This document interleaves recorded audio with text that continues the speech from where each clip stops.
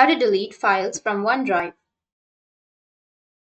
So if you want to delete files from OneDrive, then what you need to do is first you just need to simply open up your browser, or you can also go with OneDrive. Now make sure that you're logged in to your account on your OneDrive. Once you've logged in, then you just need to simply go with the file that you would like to delete. So I'll just simply go with my files, and here I'll have all of the files. So you just need to simply select the file that you would like to delete. After selecting, you need to go with the three dots. And once you click on three dots, you will have the delete option. So you can just simply click on delete. And are you sure if you want to delete this item? Then you need to go with delete and the item will be deleted. Right.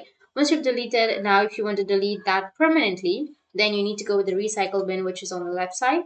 And from here also, you need to select the file and then you can go with delete, which is on the top left. And again, click on delete and the item will be deleted permanently. That's it. That's how you can delete files from OneDrive. And if you have any questions, feel free to comment below. Thanks for watching.